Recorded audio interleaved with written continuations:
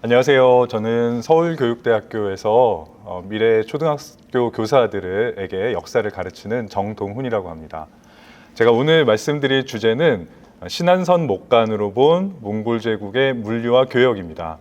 오늘 굉장히 좀 특이한 경험을 하게 될 것 같아요. 몽골 제국 많이 들어보셨죠? 인류 역사상 가장 넓은 면적의 영토를 지배했던 인류 역사상 가장 넓은, 가장 큰 제국을 건설했던 몽골 제국의 이야기를 바다와 육지를 오가면서 말씀을 좀 드릴 생각인데요.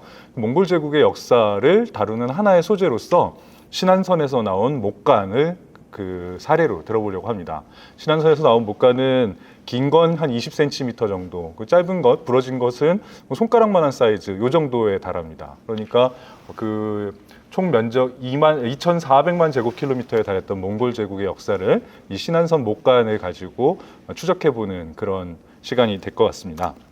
먼저 신안선부터 소개해 드릴게요. 지금 보고 계시는 이 사진은 목포에 있는 국립해양유물전시관에 복원된 상태로 있는 신안선이라는 배입니다.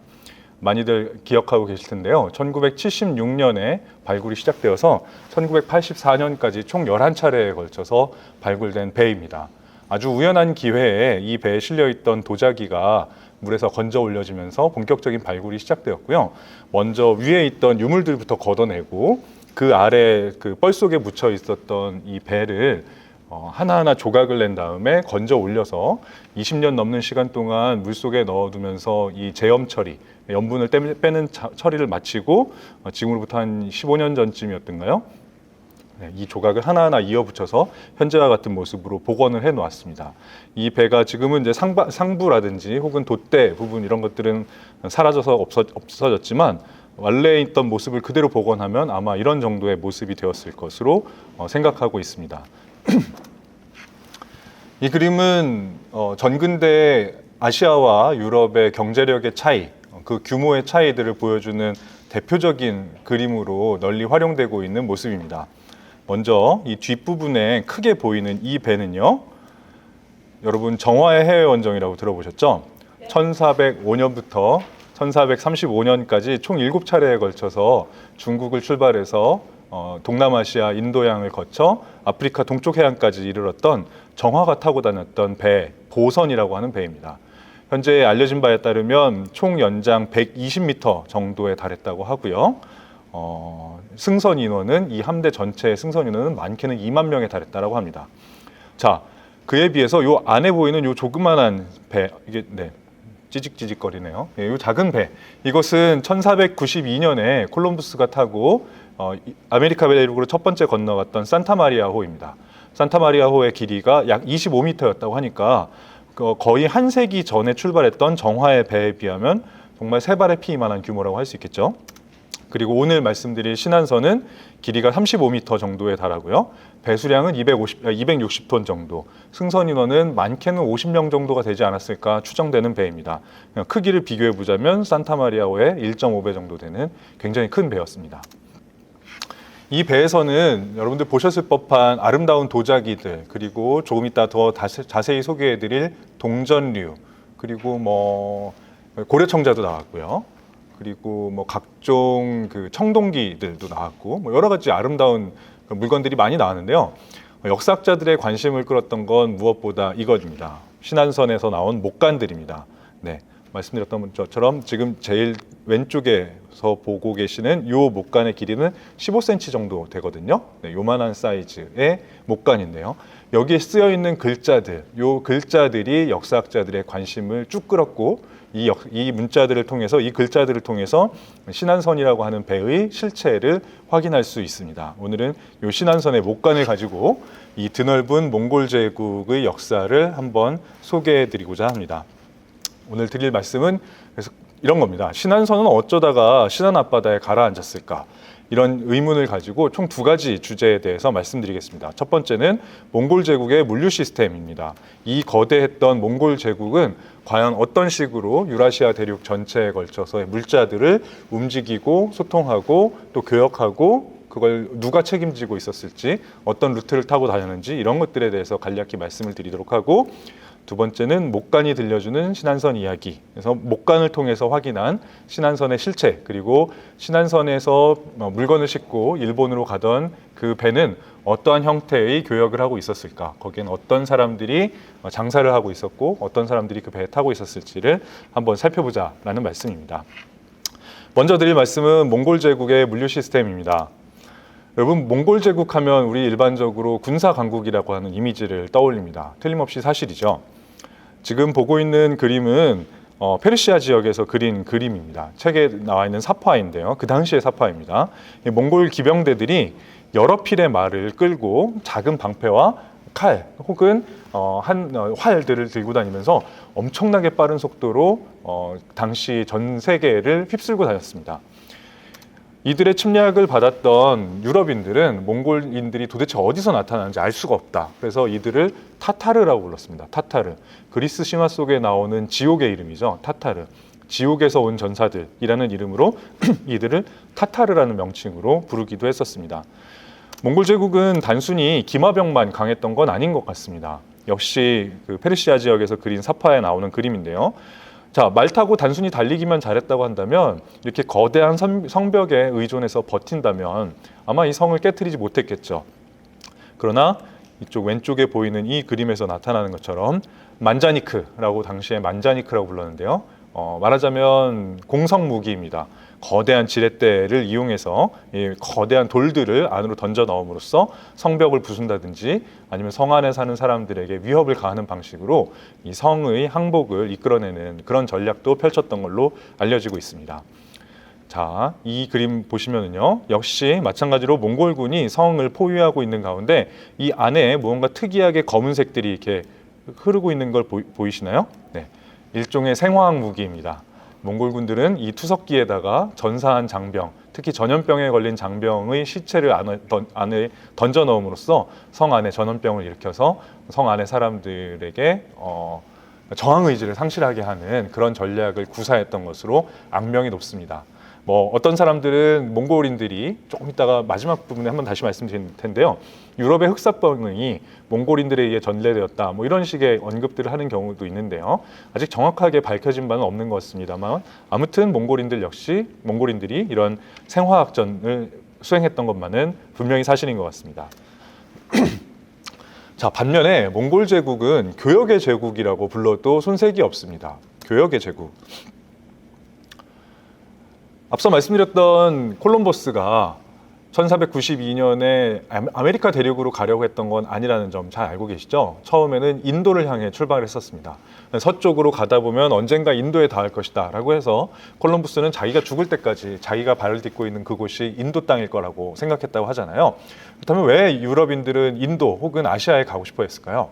콜럼부스가 항해에 나서기 앞서서 포르투갈, 스페인 등 에스파냐 등등의 왕실에다가 자신의 출항을 위한 그 자금을 마련하게 해달라고, 도와달라고 이야기를 하면서 많이 언급했던 책이 바로 마르코 폴로가 지은 것으로 알려진 동방견문록이라는 책입니다. 들어보셨을 법한데요.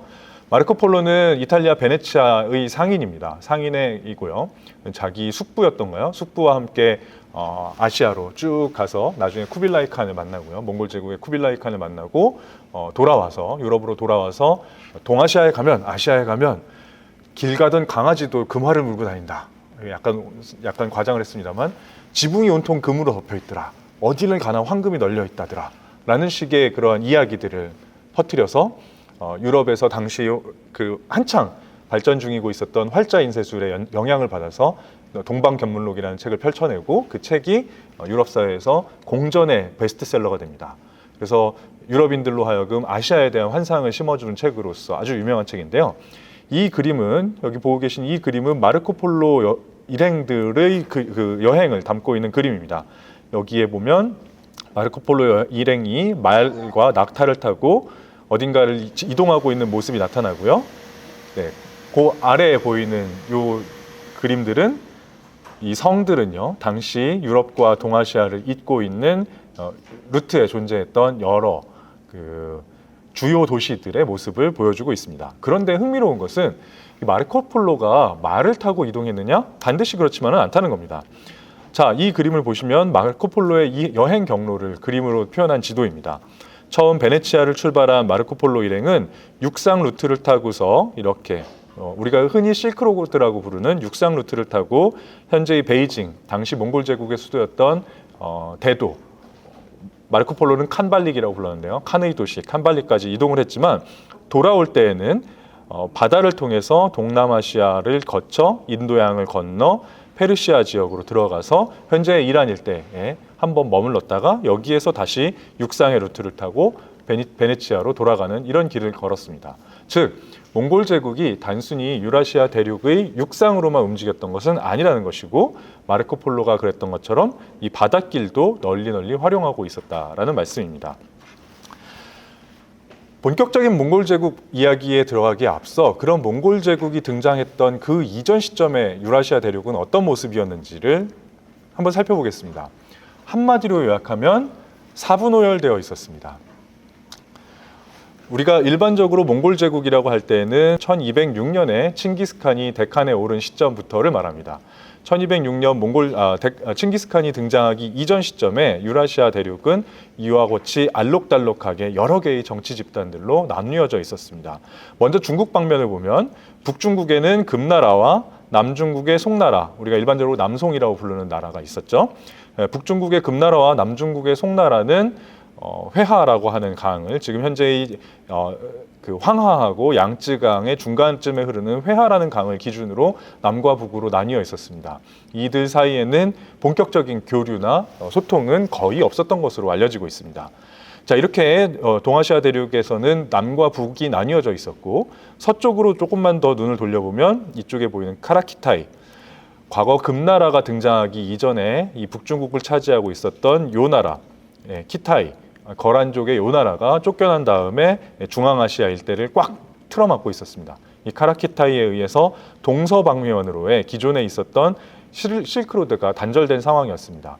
말하자면 몽골 제국이 등장하기 이전 12세기까지 유라시아는 동서남북이 모두 가로막힌 채, 거대한 장벽에 의해 가로막힌 채 분리된 문명권 속에서 각자 도생의 길을 걷고 있었던 시기라고 해도 좋겠습니다. 그러던 유라시아가 몽골 제국의 등장과 함께 13세기에 가면 완벽한 통합을 이뤄내게 됩니다. 자, 보고 계시는 지도에서 이 연두색으로 표시된 부분은 1227년, 그러니까 칭기스칸이 죽던 당시 몽골 제국의 판도의 그림입니다. 여기에 보시면 동쪽으로는 요동 땅까지, 그리고 서쪽으로는 카스피해 연안에 이르기까지 거대한 대륙을 동서로 이렇게 가로질러서 차지하고 있었습니다. 그리고 그보다 더 중요하게 오늘 말씀드릴 몽골 제국 1290년이면 쿠빌라이 칸의 재위 거의 마지막 무렵이 될 텐데요. 쿠빌라이 칸이 죽기 직전까지의 몽골 제국의 모습을 보면 이 동서로 뻗어있던 몽골 제국은 서쪽으로 조금 더 확장했을 뿐만 아니라 남쪽으로 바다까지 차지하게 됩니다. 바다까지 차지해서 남송까지 멸망시키고 지금 현재의 베트남이라고 할 수 있는 당시에는 안남이라고 불렀던 이 현재의 동남아시아 동부 연안까지를 완전히 여기는 일시적이긴 했습니다만 이쪽까지 바다를 완전히 장악하는 대제국을 건설하게 됩니다. 자, 이렇게 돼서 저는 이 시기 오늘 말씀드릴 몽골 제국의 물류 시스템을 말하자면 몽골 제국 버전의 1대1로라고 이름 붙일 수 있지 않을까 합니다. 여러분 최근 중국에서 1대1로 사업이라는 걸 추진하고 있다는 말씀 뉴스를 통해서 많이 접하셨을 텐데요. 1대라고 했을 때 이 대자는 띠 대자입니다. 과거의 실크로드의 영광을 되살리는 이 내륙 부분으로서의 육로로서 이렇게 유럽까지 이어지는 루트를 건설하겠다라는 욕심이고요. 1로라고 했을 때 이 로는 바닷길을 뜻합니다. 역시 이렇게 해서 중국으로부터 동남아시아, 인도양을 거쳐 이렇게 서아시아 그리고 아프리카 대륙에 이르기까지에 이르는 거대한 바닷길을 통해서 세계의 물류를 장악하겠다. 세계의 물류의 흐름을 한번 우리가 이끌어 보겠다라고 하는 것이 현재 중국의 큰 야심이라고 할 수 있을 텐데요. 이 야심이 실제로 지금으로부터 약 700여 년 전인 몽골 제국 시대에 완성된 적이 있었습니다. 말하자면 몽골 제국판 1대1로입니다. 몽골 제국의 국가 구상, 몽골 제국의 시기를 일컬어서 최근에 팍스 몽골리카라는 이름으로 소개하는 경우가 많습니다. 지금 현재 21세기 우리는 팍스 아메리카나의 시대를 살고 있죠. 미국이라고 하는 초강대국이 가진 군사적, 정치적 지도력에 의해서 전 세계가 일정 정도의 평화를 유지하고 그 안에서 안정적인 국제 질서를 유지해 나가는 21세기를 팍스 아메리카나라고 한다면 20세기 초까지는 잘 아시다시피 팍스 브리테니카, 영국의 패권에 의해서 국제 질서가 유지되는 그런 시기였을 겁니다. 그렇다면 13세기와 14세기는 팍스 몽골리카라고 불러도 전혀 손색이 없을 겁니다. 유라시아 대륙 전체를 통합하면서 그 이전까지 사분오열되어 있었던 유라시아 각지의 국경을 모두 허물어버리고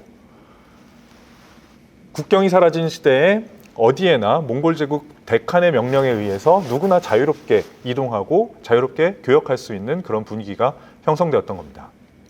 몽골 제국을 우리는 처음 말씀드렸던 것처럼 군사 제국, 군사 강국으로만 이해하지만 물론 몽골 제국을 건설하고 그렇게 거대한 광대한 제국을 수립하는 데에는 무엇보다도 초원지대의 군사력이 중요하게 작용했겠습니다만 몽골 제국이 군사적으로 팽창했던 시기는 약 70년 정도에 불과합니다. 전체를 약 한 200년 정도라고 한다면 약 70년 정도에 지나지 않습니다. 나머지 대부분의 기간 몽골 제국이 기대고 있었던 것은 정주지대의 경제력이라고 할 수 있습니다. 여기서 말하는 정주지대라 함은 당연히 가장 거대한 파이였던 중국 땅이 하나가 있을 테고요. 또 하나는 현재 이란, 페르시아 일대 이 지역에 하나가 있었을 것이고요.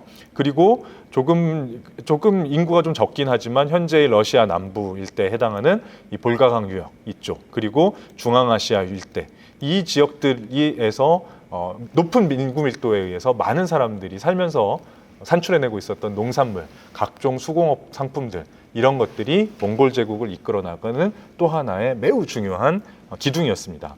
그리고 무엇보다 이 두 가지가 각각 독립적으로 운영되지 않도록 1과 2 초원지대의 군사력과 정주지대의 경제력을 연결해주기 위한 혈관과 혈액 이 혈관과 혈액이 막힘없이 흐를 수 있도록 유지하는 것이 몽골 제국이 구상하고 있었던 국가 운영의 가장 중요한 핵심적인 과제 가운데 하나였습니다. 즉 거대한 물류 시스템 그리고 그것을 이끌어 나가는 자유로운 교역 이것이 몽골 제국의 특징이라고 요약할 수 있겠습니다.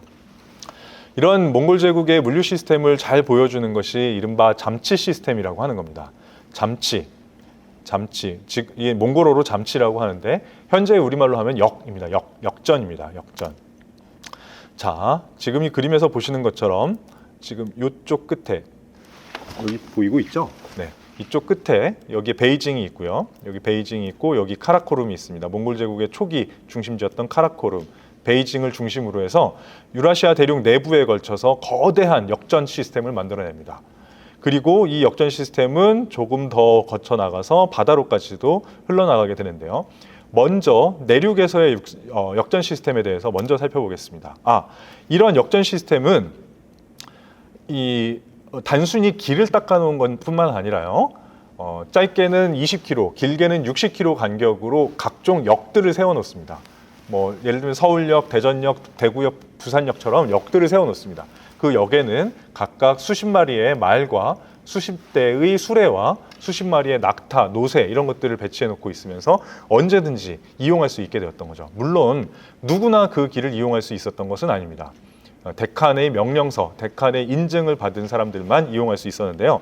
지금 보고 있는 이것, 당시의 용어로는 패자라고 부르고요.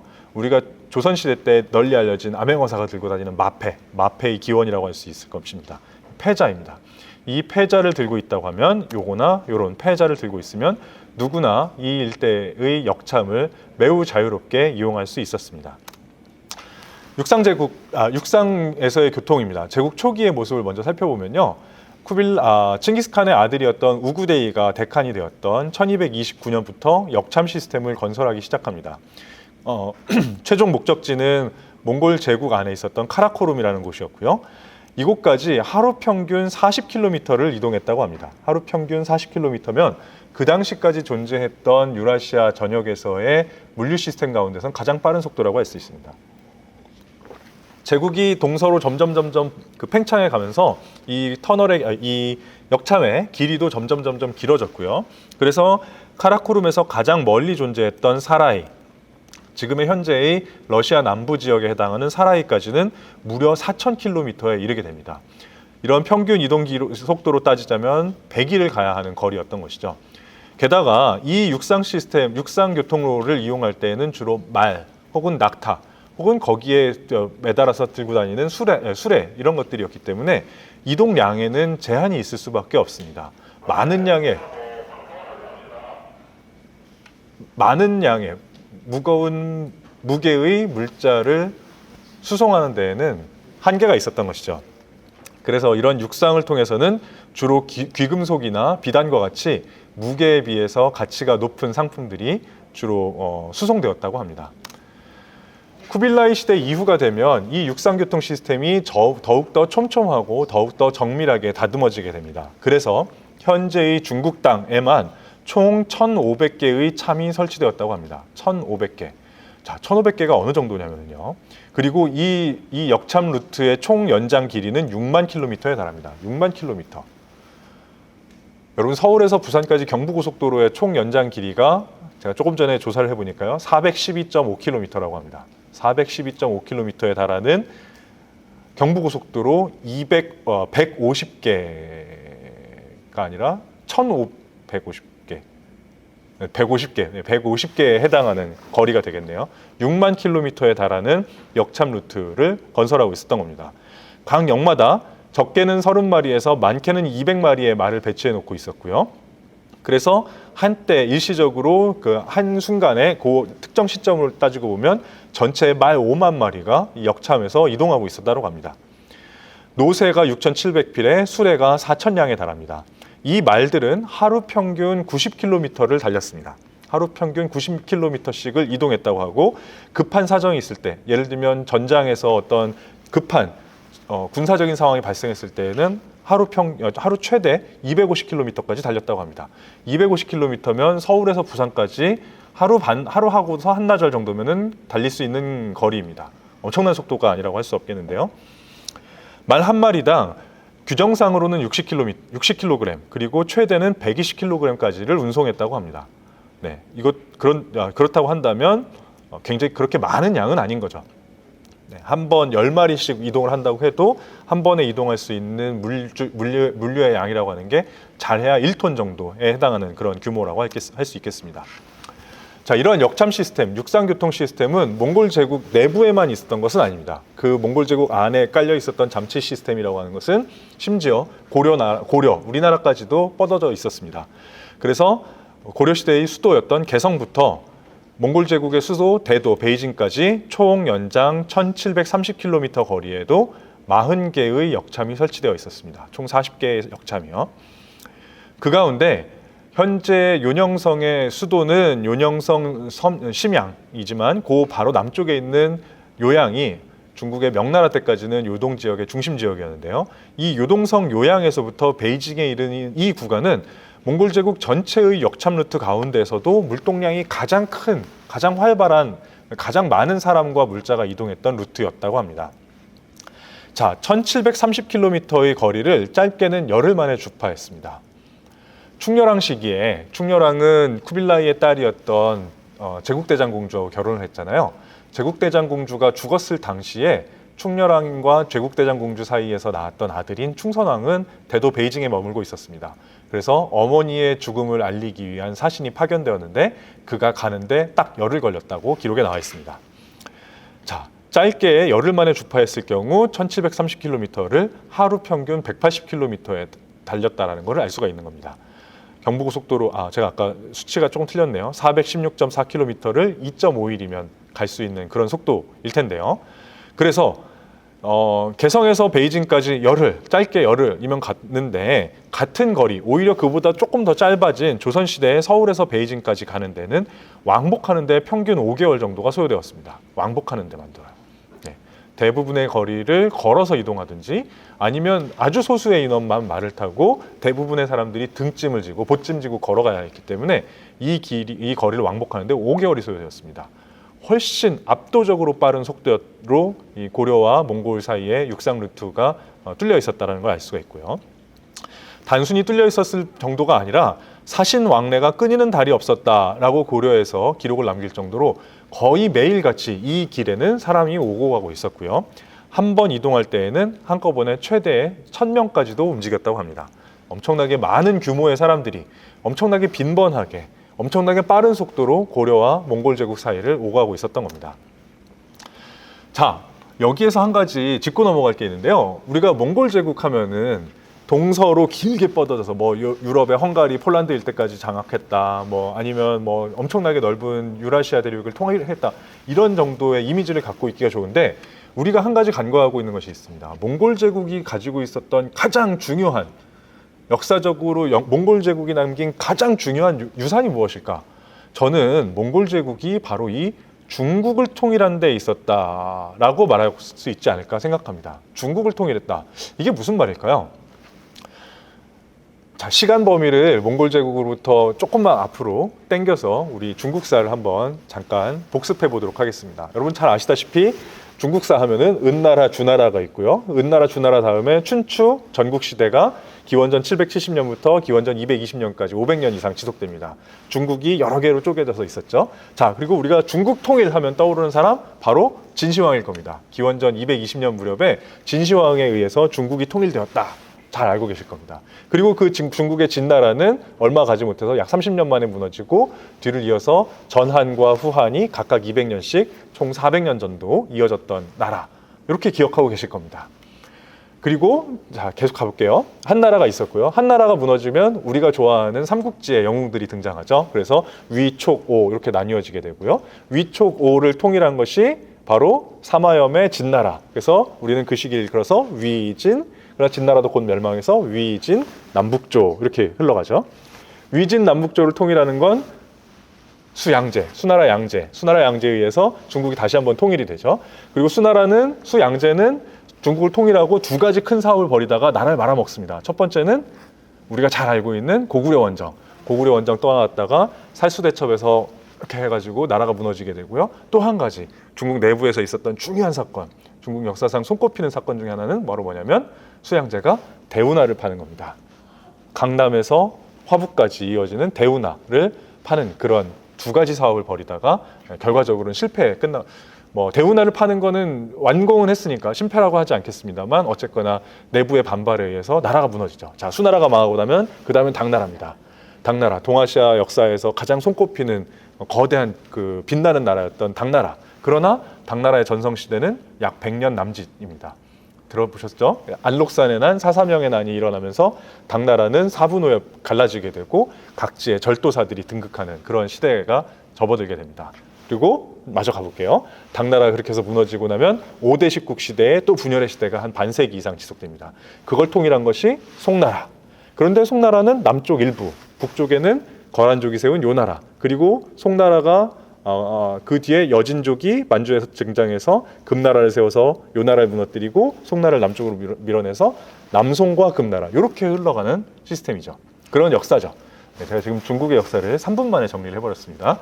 자, 이렇게 해서 남송과 금나라로 나뉘어져 있던 것이 원나라, 우리가 몽골 제국에 의해서 통합이 되고 그건 그 뒤로 명나라, 청나라, 그리고 지금 현재로 이어지는 중화인민공화국, 현재의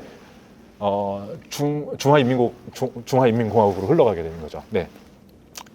이렇게 중화민국, 중화인민공화국 이렇게 가는 거죠.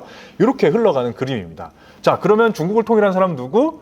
진시황이라고 생각하기 좋습니다. 그런데요, 진시황이 통일한 중국은 현재의 중국의 절반에 지나지 않는다는 점이 중요합니다. 무슨 말씀이냐면요. 자, 진시황의 중국, 진시황이 등장했던 진나라는 지금 이 지역입니다.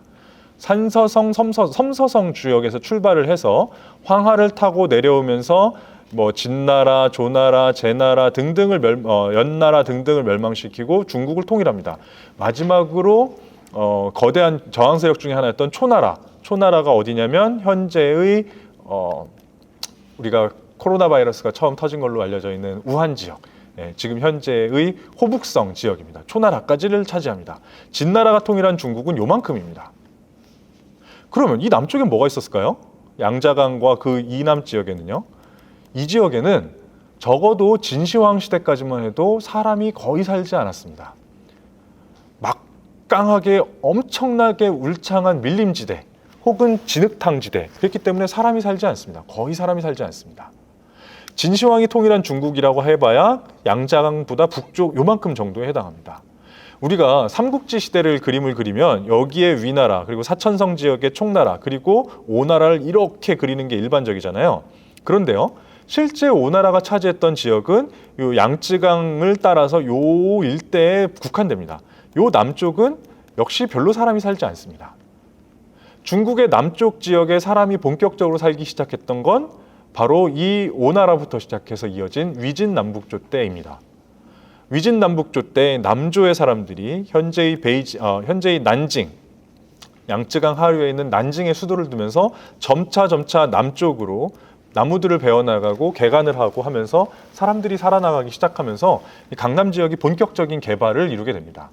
그래서 실질적인 중국을 통일했던 사람은 물론 이제 북쪽에서는 진시황이라고 하겠지만 이 전체의 중국을 통일했던 사람은 수나라라고 할 수 있겠습니다. 수나라 양제의 아버지 수문제 때라고 할 수 있겠습니다.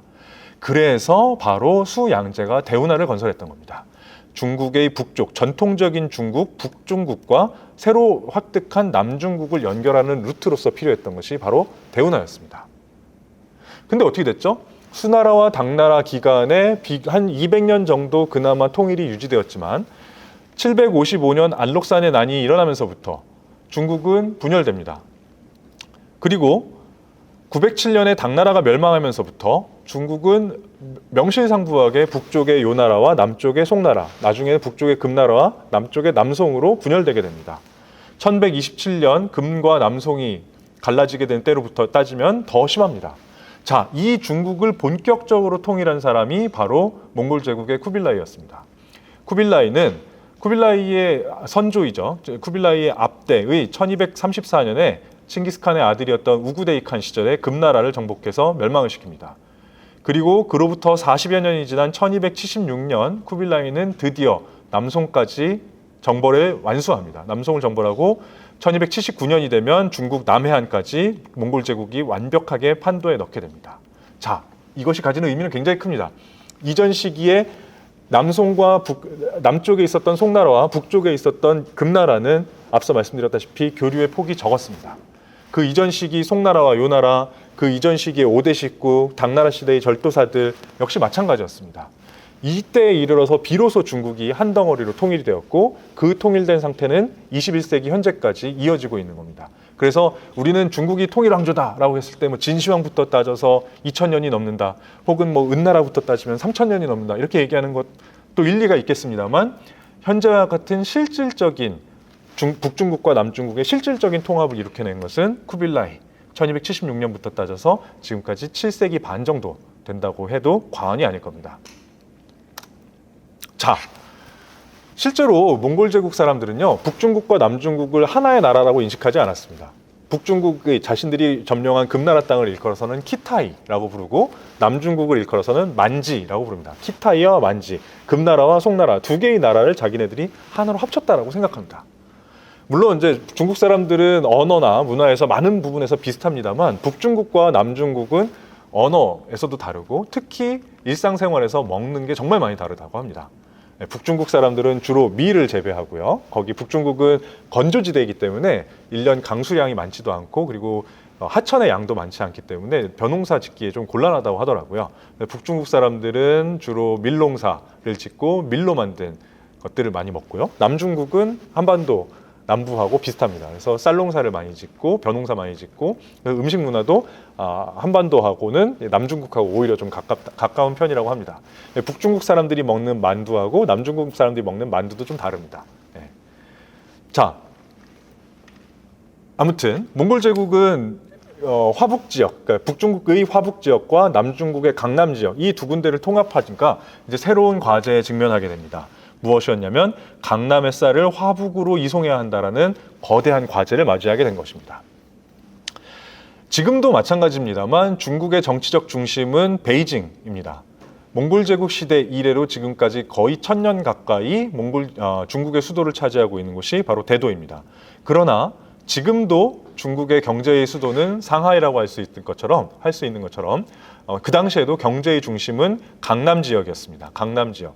여기서 강남이라고 할 때 이 강남은 여러분 그거 아세요?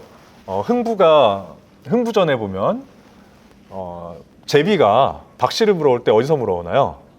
강남 갔던 제비가 박씨를 물어오잖아요.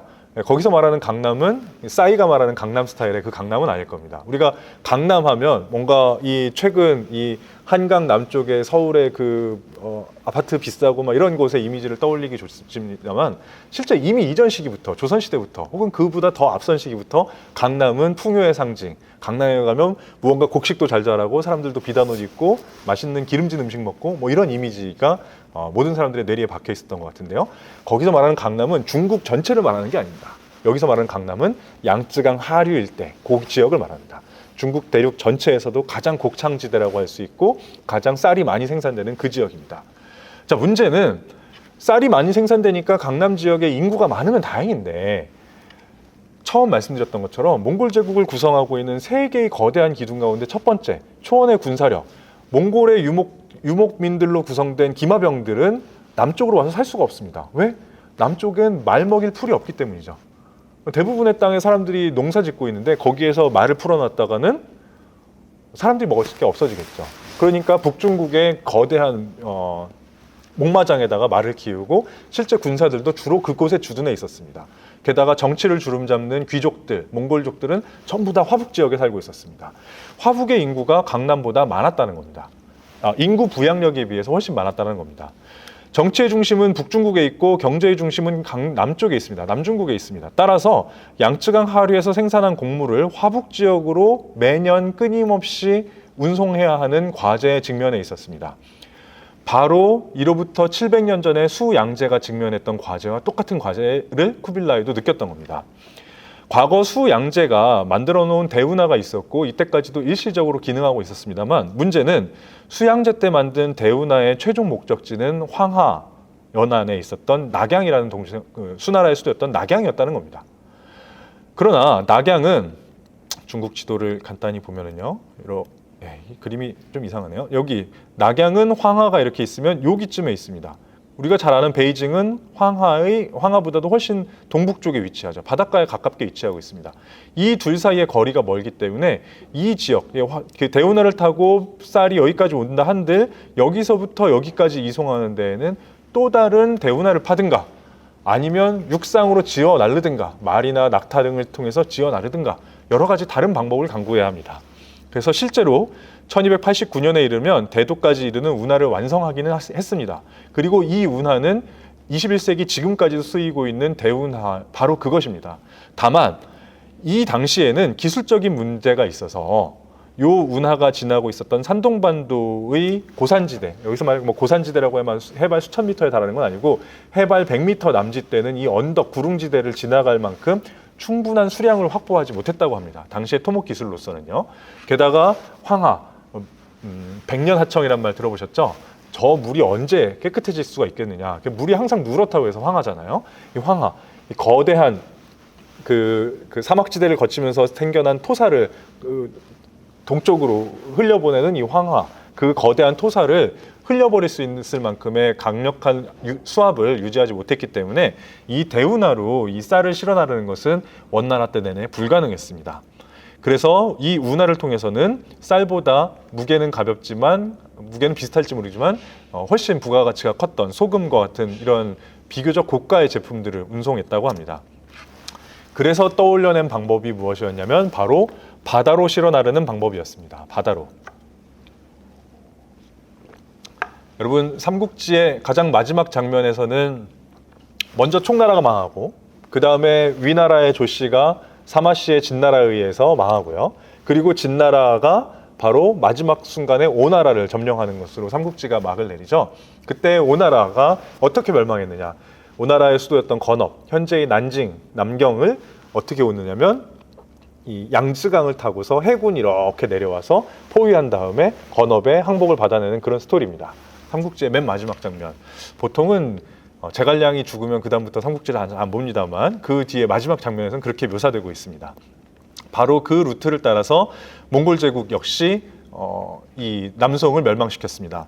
남송 정벌의 총사령관이었던 바얀이라고 하는 인물은 먼저 관우가 전사했던 양양 지역, 형주 지역이죠. 우리가 익숙한 이름으로는 형주 일대를 차지한 다음 거기에서 마련한 수군을 이끌고 양쯔강을 타고 내려오면서 남중국의 남송의 수도였던 항주를 함락시키는 그러한 루트를 따라옵니다. 자, 이를 통해서 수군을 통한, 바다를 통한, 배를 통한 운송에 눈을 뜨게 된 바얀이라고 하는 인물은 1276년 항주를 함락시킨 다음에 항주에서 거둔 그 전리품들을 그 길로 양쯔강을 타고 바다로 나가서 바다를 타고서 베이징까지 수송을 했습니다. 드디어 바닷길을 통한 운송에 눈을 뜨게 된 것이죠. 그리고 나서 1282년부터는 본격적으로 강남의 곡물을 해상을 통해서 대도로 수송하기 시작합니다. 출발점은 장강하구의 유가항이라고 하는 곳이었는데요. 이때 당시까지만 해도 비교적 한적한 항구였던 유가항은 현재에는 세계에서 손꼽히는 마천루들이 모여있는 현재의 상하이가 되었습니다. 그리고 도착점은 직고라고 해서 지금 현재의 텐진입니다. 천진이죠. 그리고 이 천진에서 내륙 운하를 타고 들어오면 베이징 시내의 적수담, 지금 현재에도 그 유적이 남아있는 자금성의 바로 서북 쪽에까지 있는 적수담이라고 하는 내륙 그 호수까지 들어오게 됩니다. 총 연장 길이가 7,000km에 달합니다. 몽골 시대의 해운을 그림으로 요약해보면 이렇습니다. 먼저 지금 동그라미 친 부분이 남송의 수도였던 항주입니다. 지금도 이 대도와 항주를 사이, 여기 대도, 베이징이죠. 몽골 제국의 수도이자 현재 중화인민공화국의 수도인 베이징입니다.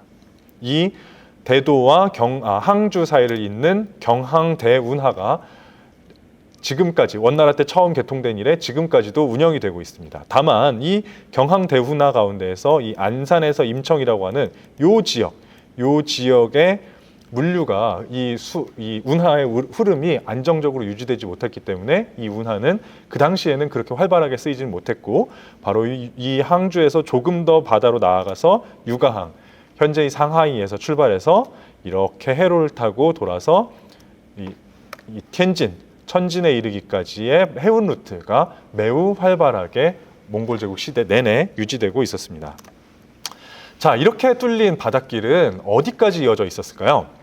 먼저 지금 보셨던 요 상하이에서 텐진에 이르는 요 해운 루트는 무엇보다 강남, 요 양쯔강 하류 일대에서 생산된 곡물이 운송되는 길이었습니다. 뿐만 아니라 요 항주 바로 남쪽에 있는 요 항주, 이 유가항, 상하이 바로 안쪽에 있는 항주에서 복건성 천주, 푸젠성 취안저우까지에 이르는 길에 수참 루트가 건설됩니다. 수참 루트. 중국의 동남 해역을 따라서 곳곳에 이 주요 항구들을 건설해 놓고 거기에 상시적으로 많은 수의 선박과 백군들을 배치해 놓고 있었던 거죠. 이 길은 남송대 이래 동남아시아 그리고 인도양으로 향하던 무수히 많은 해외 교역, 해상 교역을 하는 배들이 움직이던 길이었습니다. 그 길을 몽골 제국 중앙정부가 접수하게 되는 거죠. 그래서 천주에서부터 동남아시아 혹은 인도로부터 들어오는 배들이 천주에 일단 머물게 되고, 그 전에 광동, 천주에 머물고 거슬러 올라오면 항주까지 들어온 다음에 항주에서부터는 앞서 설명드린 해운 루트를 따라서 베이징까지 들어오는, 그래서 베이징을 출발해서 1대1로의 일로를 통해서 쭉 가서 멀리 페르시아 혹은 현재 이집트 지역까지도 운항했던 배들이 마음 놓고 운항을 했던 시대가 바로 몽골 제국 시대입니다. 물론 실크로드를 따라서 육상으로는 베이징을 출발해서 몽골 안쪽을 거쳐서 지금 현재 카자흐스탄, 우즈베키스탄을 지나 심지어 저 멀리 러시아 남부에 이르기까지 이르는 이 실크로드길, 현재 중국 정부가 추진하고 있는 일대와 일로가 모두 다 최종적으로는 베이징에서 만나는 그런 그림이, 그런 거대한 물류 시스템이 몽골 제국에 의해서 완성되었던 겁니다. 말만 해도, 생각만 해도 이 호연지기가 막 커지는 것 같은 엄청난 그런 규모가 아닐 수 없습니다. 진정한 의미의 유라시아 대교역권이 쿠빌라이에 의해서 완성되었던 겁니다. 자, 우리는 한국에 살고 있으니 과연 이런 물류 시스템이 한국까지 들어왔을까 궁금해지지 않을 수 없습니다. 쿠빌라이는 1293년에 탐라, 제주도에서 압록강 입구에 이르기까지 11개의 수역을 설치할 것을 지시합니다. 그리고 실제로 그보다 앞서서 1285년에는 일본 정벌을 하기 위해서 하포, 지금 현재 창원 마산, 정확하게 뭐죠? 통합 마산시, 통합 창원시인가요? 네. 네, 통합 창원시 마산 하포구일 겁니다. 하포에 강남의 미곡을 100만 석을 운송해 놓으라는 지시를 내리기도 했습니다. 이게 물론 실현되지는 않았던 것 같지만 적어도 1290년대 때부터는 강남에서, 중국 강남 지역에서 고려를 거쳐서 요동 땅까지 흘러가는 미곡 운송이 여러 차례 반복적으로 이루어졌음이 확인이 됩니다. 말하자면 한반도의 서해안과 요동반도의 남단, 그리고 바레만, 그리고 최종적으로는 텐진까지 이르는 수상 운송 루트가 만들어졌다는 겁니다. 여기 상하이, 여기에서 출발해서 제주도, 압록강 하구의 의주, 그 다음에 여기에 텐진, 그리고 여기에 요동, 이렇게 이런 몇 개의 거점들이 수로망으로 촘촘하게 연결되어 있었다는 거죠. 자, 사료상으로는 압록강 입구에서 제주도까지 이르는 해상 루트가 있었다라고만 기록되어 있고, 우리가 알고 있기로는 이렇게 해서 중국의 동해안, 우리의 황해 서한을 따라 흐르는 이 루트가 있었던 것이 확인이 됩니다. 그렇다면 이 두 가지는 어떤 식으로 연결되어 있었을까요? 가능성은 강남을 출발한 배가 텐진까지 간 다음에 텐진에서 이렇게 요동반도를 따라서 연안 항로를 거쳐서 압록강 하구까지 들어가서 개성까지 혹은 제주까지 흘러가는 이런 흐름이 있었을 가능성이 있습니다. 또 한 가지 가능성은 이 강남에서 출발한 배가 산동반도까지 온 다음에 이게 이렇게 하면 지워지죠. 요 산동반도까지 온 다음에 요 산동반도 북부에서 요동반도 남부에 이르는 요 지역 있죠. 요 지역은 지도상으로는 잘 안 보입니다만 여기를 이렇게 드래그 해가지고 막 확대를 해보면은요, 섬이 이렇게 좀 박혀 있습니다. 묘도열도라고 하는 섬입니다. 묘도열도라고 하는 섬이 있어서 이 지역을 항해하는데 아무런 걱정이 없답니다. 그 대양에서 길을 잃을 걱정이나 혹은 표류할 걱정이 없이 아주 안정적으로 이동할 수 있었다고 합니다. 그러니까 강남에서 산동반도를 거쳐서 이렇게 해서 요동을 거쳐서 이렇게 들어왔을 가능성이 있습니다. 또 한 가지 가능성은 강남에서 이쪽에서 곧바로 한반도, 이 황해를 횡단을 해서 한반도 서해안까지 들어온 다음에 여기 따라서 이렇게 갈 가능성도 여전히 남아 있습니다. 자, 의문이 들죠. 과연 이 먼 바다를 별빛에 의존해서, 물론 이제 송나라 때 나침반이 발명되었기 때문에 나침반이 있었습니다만, 이 먼 바다를 바람에 의존해서 건너는 것이 가능했을까? 실제로 가능했습니다.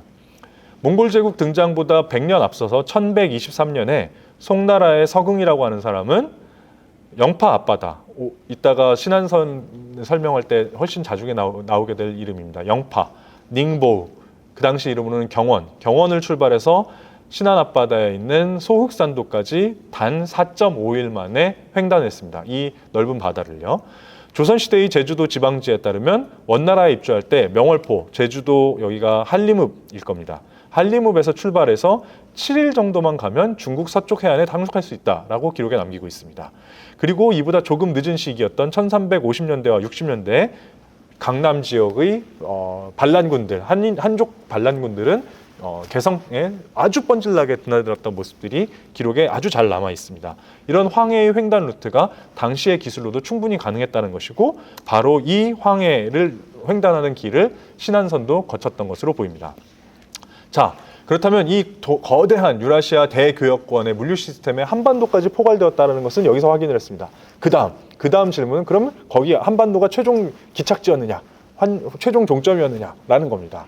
우리가 부산을 유라시아 대륙의 이 물류 시스템의 최종 터미널로 삼고자 하는 우리는 그런 꿈을 꾸고 있죠. 중국을 거쳐 유라시아를 거쳐서 저 유럽까지 가는 철도가, 경부선 철도를 타면은 부산에서 출발해서 서울, 의주 거쳐서 이렇게 가는 시베리아 횡단할 수 있는 그런 꿈을 꾸죠. 과연 부산에서 그칠 것인가, 아니면 해저터널 뚫고 일본까지 갈 것인가, 쟁점이 아닐 수 없는데 지금 그 당시에도 일본까지 갔는지 의문입니다. 그런데 우리는 몽골과 일본 하면 당연히 여원연합군의 일본 원정이라고 하는 키워드를 떠올리게 됩니다. 1274년과 1281년에 있었던 두 차례 몽골의 일본 원정, 다들 기억하고 계실 텐데요. 이 일본 원정이 끝난 이후에도 과연 몽골과 일본 사이가 좋았을까? 물론 좋지는 않았습니다. 쿠빌라이는 1260년대 자신이 데칸의 지위에 오른 직후부터 일본을 정벌하겠다라고 하는 욕심을 숨기지 않았습니다. 근데 사실 쿠빌라이는 일본에 가면 뭐가 있는지 잘 몰랐던 것 같아요. 다만 어딘가에 사람이 살고 있으면 그는 나의 명령을 들어야 한다라고 하는 식의 그런 이미지, 그런 강박관념이랄까요? 말하자면 그런 것들을 몽골인들은 가지고 있었다고 하는데 쿠빌라이 역시 그런 의도를 끊임없이 표출했습니다. 처음에는 이게 잘 안 풀리다가 되게 뜻밖에도요. 우리가 삼별초의 대몽항쟁 들어보셨죠? 1270년에 고려 정부가 개성으로 돌아가고 나자 거기에 저항했던 삼별초가 광화도, 진도, 제주도로 이어가면서 저항을 하는 그런 삼별초의 대몽항쟁이 있었죠. 이 삼별초를 진압하기 위해서 몽골군이 한반도로 진입합니다. 그래서 1270년부터 73년까지 여원연합군이 삼별초를 공격하게 되었고 이때 들어왔던 몽골 군대가 삼별초를 다 진압하고 나니까 이제 다시 돌아가야 되는데 기왕 여기까지 온 거, 기왕 제주도까지 온 거, 한반도 남해안까지 온 거, 기왕 온 거 일본까지 갔다 갑시다 라는 식의 건의를 해서 쿠빌라이의 승인을 받고 그 길로 일본까지 출병을 하게 됩니다. 이때 총 동원된 인력이 4만 명 정도였고요. 몽골에서 온 군사가 2만 5천 명, 고려에서 출발한 군사가 전투병만 약 8천 명 정도에 달했다고 합니다. 이때는 정말 싸움을 위한 싸움을 했던 것 같습니다. 그러나 잘 알려져 있다시피 가미카제, 신풍이 불어닥치는 바람에 이 배들은 대부분 침몰하게 되고 전체의 3분의 1 이상이 전사하게 되는 그런 비극적인 결말을 맺게 되죠. 자, 두 번째 출병은 1281년도였습니다. 앞서 첫 번째 출병이 1274년이었고 두 번째 1281년인데요. 그 중간인 1276년에 앞서 말씀드렸던 중요한 사건, 남송이 멸망하게 됩니다. 그래서 두 번째 출병은 첫 번째 출병하고는 조금 성격이 다른 것 같습니다. 두 번째 출병은 총 두 갈래로 출진이 이루어졌는데요. 한 갈래는 한반도에서, 즉 하포, 마산 창원에서 한 갈래가 출동을 하고요. 한 갈래는 중국의 강남 지역에서 출발을 합니다. 그래서 이 둘이 일본의 대마도 남쪽에 있는 이끼섬이라는 데서 만나기로 약속을 하고 출발을 합니다.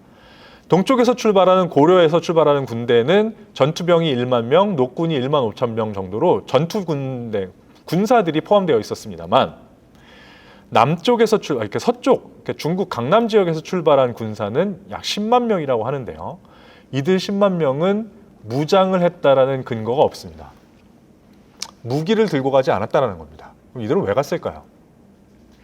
그에 앞서서 한 가지, 이 거대한 10만 명에 달하는 사람들이 바다를 통해서 일본까지 건너갔다라고 하는 건 인류 역사상 가장 거대한 규모의, 가장 최초의, 가장 거대한 규모의 대양 항해를 시도했던 대함대라고 불러도 손색이 없을 겁니다.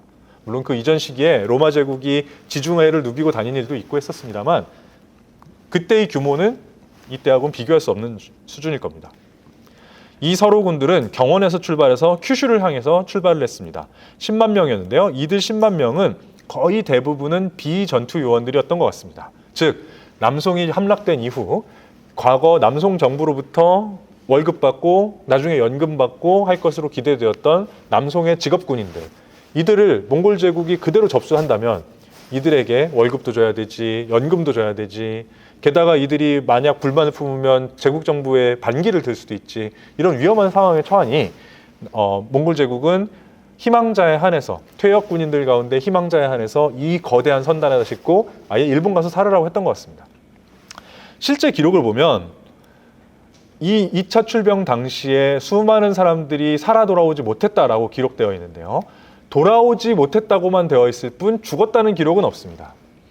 이 배들이 일본 규슈 지역에 닻을 내린 다음에 군사들은 다 상륙시킨 다음에 군사들이 돌아오기 전에 제2차 카미카제가 부는 바람에 배들이 무너지고 뒤도 안 돌아보고 그냥 돌아왔다는 거예요. 즉 이때의 상륙했던 중국인들은 그대로 일본에 눌러서 남아서 살았던 것이 아닐까 추측됩니다. 실제로 그런 전설, 그런 이야기들이 일본에도 여전히 많이 남아있다고 합니다. 자, 이처럼 두 번째 출병 때까지, 첫 번째와 다르게 두 번째 출병 때에는 거대한 전투나 무수히 많은 사상자가 발생하지 않았습니다. 따라서 몽골과 일본은 뭐 엄청나게 양국의 중앙정부는 서로에 대한 적개감을 노출하는데 주저하지 않았지만 실질적으로는 비교적 원만한 관계를 이후로도 꾸준히 유지했습니다. 몽골 제국 자체는 일본과의 교역을 금지한 일이 없었고요. 쿠빌라이는 중국에 왕래하는 일본 상선들을 언제든지 환영하고 그들에게 좋은 대우를 해줄 것을 여러 차례 지시했습니다. 게다가 조금 이따 살펴볼 신안선이 출발했던 1323년에 바로 직전이었던 1322년에는 일본으로 떠나는 항구였던 경원, 영파에다가 시박사라고 하는 것을 설치합니다. 시박사, 지금으로 말하면 해관에 해당합니다. 해관을 설치해서 보다 본격적으로 일본과의 교역 활동을 공식적으로 인정하고 그 지역으로의 왕래를 더욱더 적극적으로 권장하기까지 했습니다. 게다가 이 일본인 승려들, 수십 명에서 수백 명에 달하는 승려들이 이 경원 항구에 와서 불법을 공부하고 있었다고 합니다. 물론 이제 불법을 공부하는 사람들도 있었겠지만 그 중에는 승복을 입은 채 본토와의 무역 거래에 종사하는 상인들도 많이 포함되어 있지 않았을까 생각됩니다. 게다가 이 승복을 입고 있으면 아무래도 사람들이 시주도 더해주기 마련이고 장사할 때도 좀 후하게 쳐주기 마련이고요. 또 한 가지 그 당시 일본에서는 선종불교가 되게 유행하고 있었고 선종불교 사찰들을 건립하는 일이 일종의 부흥처럼 일어나고 있었고요. 그런 사찰을 건립하고 나면 거기에는 너무나 자연스럽게 중국 물건들, 정확하게 몽골 제국 물건이겠지만 어쨌거나 중국 물건들로 이렇게 아름답게 치장하는 것이 필요하다라는 인식이 있었어서 이런 사원 건설 비용을 마련하기 위한 해상 활동들이 매우 활발하게 이루어졌다고 합니다. 그리고 이제 본격적으로 살펴볼 신안선 역시 그런 사원 건설을 위한 배였습니다. 자, 여기 보고 계신 이 부처님은요, 가마쿠라 대불이라고 합니다. 가마쿠라 대불이라고 하는데, 저도 여기 가본 일이 있는데, 이 앞면 말고 뒷면을 통해서 문을 열고 들어가면 이 안에 들어갈 수가 있어요. 이 안에 들어가 보면 안에가 텅 비었습니다. 굉장히 큽니다. 높이가 13.4m에 달해서 사람이 서면 한 요 정도가 될 겁니다. 13.4m에 해당하는 가마쿠라 대불, 일본의 뭐 3대 대불 가운데 하나로 손꼽히기도 하는데요. 여기에 들어간, 이걸 주조하는 데 들어간 동의 무게가 총 121톤입니다. 흥미로운 연구 결과가 있는데요. 이 동의 성분을 분석을 해보니까 이 동이라고 하는 게 단순히 구리만 들어가는 게 아니라 구리, 뭐 주석, 뭐 황철, 뭐 이런 것들이 조합되어서 한꺼번에 주조된다고 하던데요. 이 가마쿠라 대불의 주조 성분, 이 동의 주조 성분을 분석을 해보니까 당시 중국에서 쓰이고 있었던 동전의 구리와 주석의 배합 비율과 거의 일치한다고 합니다. 무슨 얘기냐고 하면 이 가마쿠라 대불은 원나라 몽골 제국으로부터 수입한 동전을 녹여서 만들었으리라는 겁니다.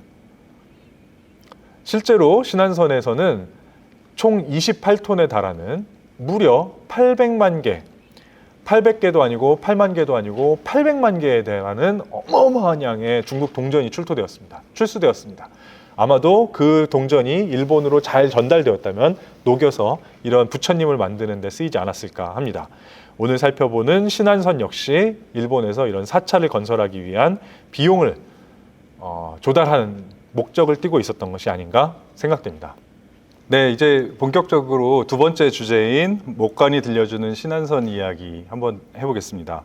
지금까지 이 유라시아 대륙 전역에 걸친 1대1로 이 웅장한 이야기를 했다면 이제부터는 요 한 뼘짜리 목간에 주목을 해서 이야기를 이어가 보도록 하겠습니다. 신안선은 1976년부터 발굴이 시작되었는데요. 제일 먼저 건져 올렸던 것들은 아름다운 도자기들이었습니다.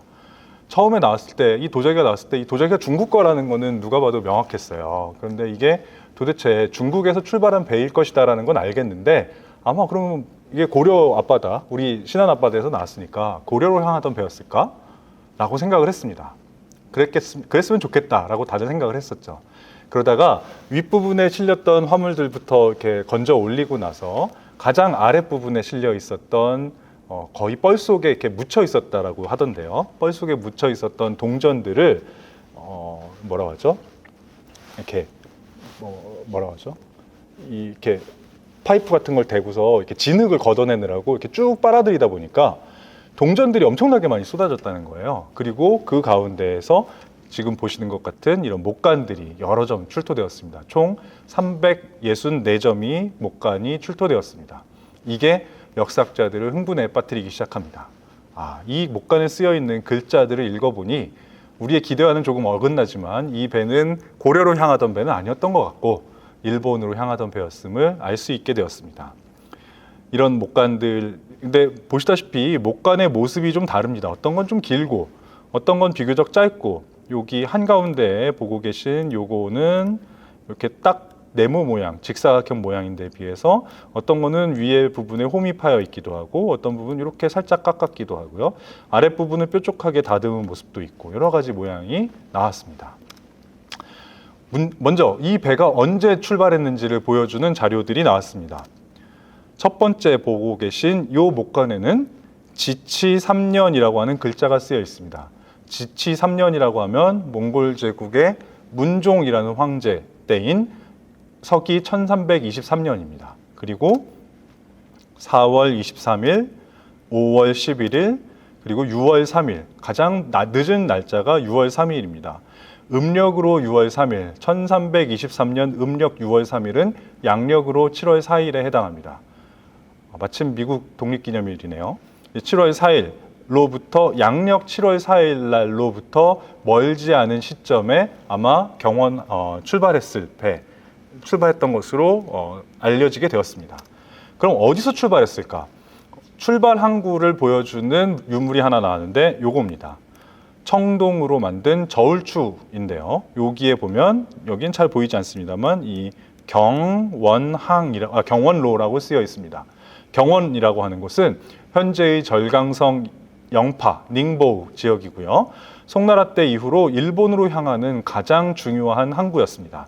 그리고 조금 전에 설명드렸던 것처럼 1322년에 영파에는 시박사라고 하는 해상무역관리기구가 설치되어서 여기에서 출발했음을 명확하게 알려주는 유물이 바로 이 경원로라는 글자가 새겨진 저울추였습니다.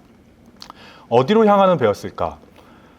이 목간을 통해서 명확해졌습니다. 동복사라고 하는 절입니다. 동복사, 일본 교토에 있는 절인데요.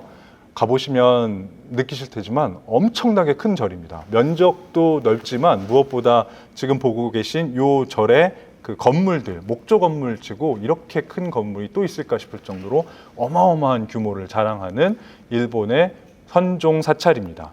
일본 사람들이 뭐 몇 대 사찰, 몇 대 인물 뭐 이런 걸 따지는 걸 좋아하는데 일본의 3대 사찰, 5대 선종 사찰 중에 하나다라고 손꼽는 일본 교토에 있는 도호쿠지라고 하는 절입니다. 도호쿠지로 가는 물건들이 실려 있었음이 이 목간을 통해 확인되었습니다. 그런데 일본의 기록에 따르면 이 도호쿠지는 1319년 음력 2월 7일에 화재로 인해서 대전이 소실되었다고 합니다. 모두 불에 타서 없어졌다고 합니다. 즉 경원에서 이 신안선이 출발했던 1323년은 이 도호쿠지를 화재로 인해 소실되었던 도호쿠지를 재건해야 하는 그런 시점이었던 거죠. 아마도 그 복구하는 데 필요한 비용과 물자를 마련하기 위해서 이 경원을 출발했던 배가 신안선이 아닐까 추측할 수 있습니다. 또 다른 목간에서는 조적암 그리고 거기라고 쓰여지는 글자가 발견되었는데요. 조적암, 일본어로 조자쿠간이라고 하는 것은 지금 현재 일본 후쿠오카시에 있는 하카타라고 하는 항구 도시가 있죠. 그 하카타에 있는 일종의 암자입니다.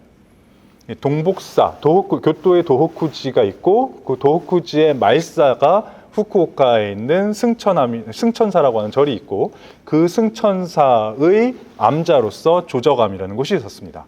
지금도 있습니다. 이 조적암으로 향하는 화물, 그리고 여기 보이는 거기라고 하는 것은 하코자키 하치만구라고 하는 역시 하카타에 있는 신사의 이름입니다. 이곳으로 향하던 배였음을 알 수가 있습니다. 즉 아까 봤던 지도를 다시 보면 이곳 영파를 출발해서 이 후쿠오카에 있는 조적암 그리고 하코자키 신사에 물건을 일부 내려준 다음 교토에 있는 동복사, 정확하게는 교토의 입항이었던 이 오사카까지를 항해하는 아마도 이런 루트를 향해 가던 배였으리라 생각되는데 아마도 뭐 태풍을 만났든지 어떤 알 수 없는 이유에 의해서 이 배가 중간에 항로를 틀어 한반도 연해안까지 흘러와서 결과적으로는 신안 앞바다에 가라앉는 바람에 우리가 불행입니다만 우리가 그 덕에 지금 이렇게 많은 중국의 아름다운 도자기나 동전과 같은 유물들을 볼 수 있게 되었던 겁니다. 자, 이 신안선에는 어떤 물건들이 실려 있었을까요? 먼저 이 배의 가장 아랫부분, 그러니까 출수되기로는 가장 마지막에 출수되었던 제일 하단부에는 자단목이라고 하는 목재가 실려 있었습니다. 자단목 1,000점 넘게 실려 있었는데요. 이 나무는 주로 동남아시아에서 벌채된 나무였던 것으로 알려지고 있습니다.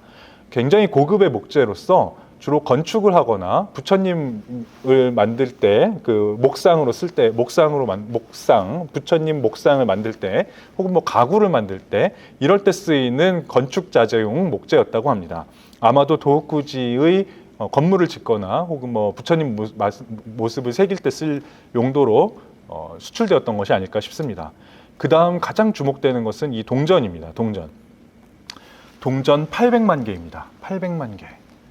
자, 이게 100원짜리였다고만 쳐도 100원짜리로 800만 개면은 8억 원에 해당하는 거액의 동전입니다. 800만 개. 톤수로 28톤입니다. 서울대공원에 코끼리가 5마리인가 있다고 그러던데요. 그 중에 가장 큰 게 1.7톤이라고 그럽니다.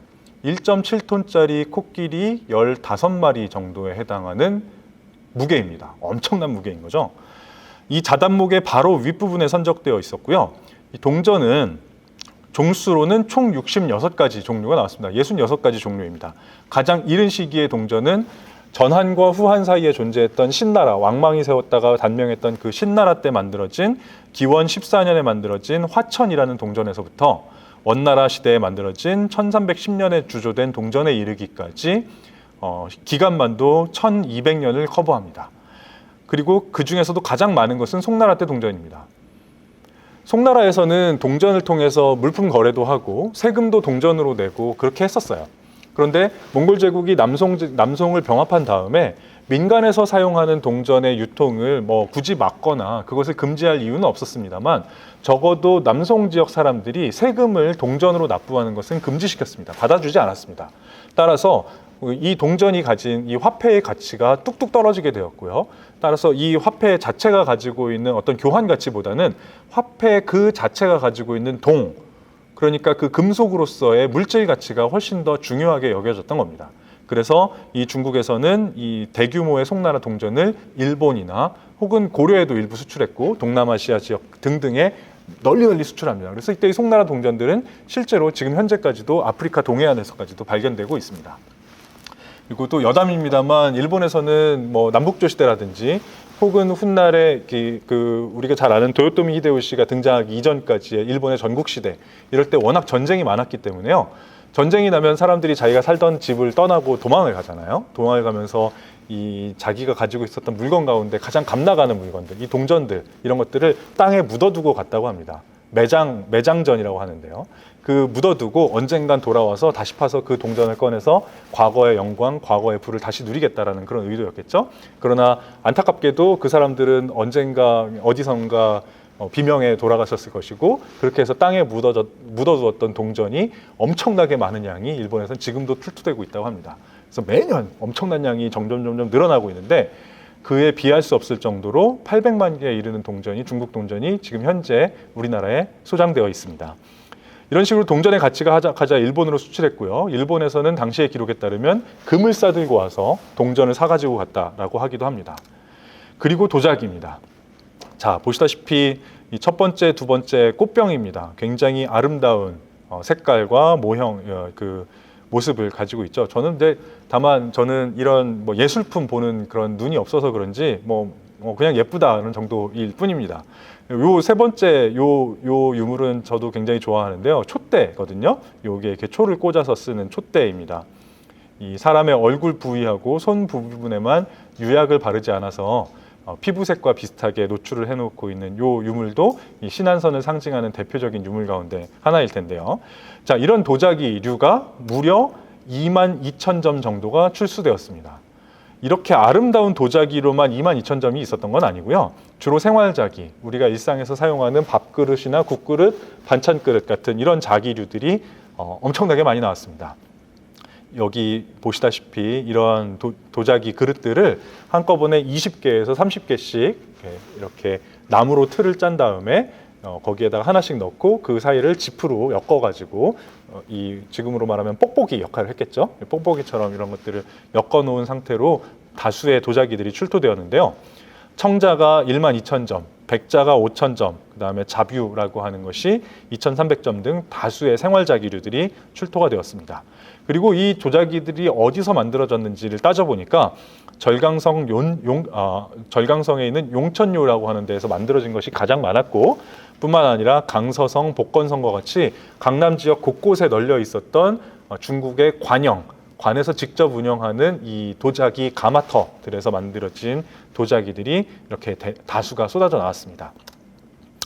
자, 그렇다면 오늘 우리가 살펴볼 목간에는 과연 어떤 글자들이 쓰여 있었는지 확인해 보겠습니다. 먼저 그를 위해서 목간이 어디에서 나왔는지를 확인할 필요가 있는데요. 오른쪽에 보고 계신 이 그림은 신안선의 유물을 출토할 당시에 이게 어디에서 나왔다라는 것을 확인하기 위해서 당시 그 신안 앞바다 그 바다 속에다가 철제로 이렇게 프레임을 짜고 구획을 나누었다고 해요. 그래서 제 1구역 뒷부분을 1구역이라고 하고 뱃머리 쪽을 10구역으로 해서 총 10개의 구역으로 나눠 놓고 있었습니다. 이건 이제 당시에 이걸 발굴할 당시의 편의에 따라서 이렇게 구분을 해 놓은 건데요. 각 구역에서 출토된 동전의 개수와 목간의 개수를 비교해 보면 여기선 정확하게는 킬로그램 수입니다. 주로 뒷부분에 이 동전은 앞에서 뒤에 두루두루 실려 있었는데 목간의 개수는 주로 이 동전의 개수하고 대체로 비례 관계해 있습니다. 가장 많은 동전이 실려 있었던 제2구간 뒷부분에서 이 많은 양의 목간이 나왔고, 또 앞부분 요 주로 2구역, 3구역에서 이 동전과 함께 많은 양의 목간이 쏟아져 나왔고요. 실제로 이 목간에 보면 대전, 동전이라는 뜻이죠. 큰 동전이라는 뜻의 동전이라고 쓰여 있는 것도 있었고, 관이라고 하는 건 이 동전 1,000문, 1,000개를 꿰미로 이렇게 쭉 엮어 놓은 것을 관이라고 합니다. 이 관 혹은 관문과 같이 동전을 세는 단위가 쓰여 있었던 것도 많이 있는 것으로 봐 아마도 이 목간은 이 동전의 꾸러미에다가 붙여 놓은 하찰, 진표, 지금으로 말하면 택배에 붙어 있는 그 운송장 같은 역할을 했겠죠. 이런 역할로 달려 있었던 것이 아닐까 생각이 됩니다. 목간의 형태를 한번 살펴보겠습니다. 목간은 굉장히 여러 가지 형태가 나왔는데요. 364개이지만 형태를 몇 가지로 분류를 해보면 윗부분에 이렇게 홈을 파서요. 홈을 왜 팠을까요? 이 홈에다가 이제 끈을 묶어가지고 이 꾸러미에다가 동전 꾸러미 아마 뭐 봉투 같은 게 있었겠죠. 그 봉투에다가 매달아 놓는다거나 아니면 목간의 상단에다가 이렇게 구멍을 뚫어서 역시 이 끈을 이렇게 끼워서 이렇게 묶어놨던가 아니면 이 밑에 부분을 이렇게 뾰족하게 깎아서 어딘가에다가 끼워 넣었다든가 뭐 이런 형태로 달려 있었던 것이 아닐까 생각이 됩니다. 그래서 발굴을 할 당시에 목간의 형태를 몇 가지로 분류를 했습니다. 윗부분이 홈이 파여 있는 것을 A형으로 나누고 밑부분 구멍이 뚫린 걸 B 형태, 뭐 밑에가 깎인 것 등등으로 여러 가지 형태를 분류를 했더니 최종적으로 확인해 봤을 때 윗부분에 홈을 파거나 구멍을 뚫어서 끈으로 맬 수 있는 것들이 대다수였고, 그리고 아랫부분은 이렇게 뾰족하게 다듬은 것들이 역시 대다수였다라는 겁니다. 자, 그럼 그 다음 질문입니다. 과연 이 목간에 쓰여 있는 글자들은 누구누구의 소유다라는 것까지는 쉽게 알 수 있었어요. 동복사, 조저감 혹은 개인들의 이름도 많이 나옵니다. 팔랑, 그러니까 하치로라고 하는 일본인이었겠죠. 하치로라든지 마따, 산로 뭐 이런 여러 명의 이름들이 쓰여 있었고 거기에 또 날짜들도 쓰여 있었고요. 그리고 그 사람들의 것으로 추정되는 사인, 수결도 몇 개가 있었는데 이 목간들을 누가 붙였을까 하는 겁니다. 이걸 알면 이 목간을 누가 붙였을까를 알면 과연 신안선의 배는 어떤 형태로 교역이 이루어졌는지, 누가 물건을 판매했고 누가 그것을 어떤 형태로 구매했고 누가 그 과정에 개입했는지를 알 수 있을 겁니다. 자, 이 물건들, 동전을 예를 들면 이 동전의 흐름을 살펴보면 누군가가 생산을 했을 것이고 그걸 중간에 어떤 대리인, 뭐 도매상이 됐든 어떤 대리인이 판매를 했을 것이고 그것을 구매한 사람이 있을 것이고 그걸 구매한 다음에 배에 싣기까지의 선주가 그 과정에 개입되어 있었을 겁니다. 이 과정 중에 언제 만들어졌느냐, 이 목간이 붙었느냐 하는 건데요. 만약에 1번 가정으로서 생산자가 이걸 만들었다라고 한다면, 그렇다고 한다면 생산자가 만든 다음에 이건 동복사 줄 것, 이건 동복사에 납품할 것, 요거는 조저감에 납품할 것, 요거는 하찌로라는 사람한테 판매할 것이라고 해서 아마도 주문 생산의 형태가 되었어야겠죠. 그러나 동전은 당시에 공식적으로 법적으로는 관에서 외국에 수출할 수 없도록 금지해 놓은 물품이었습니다. 금수품이었습니다.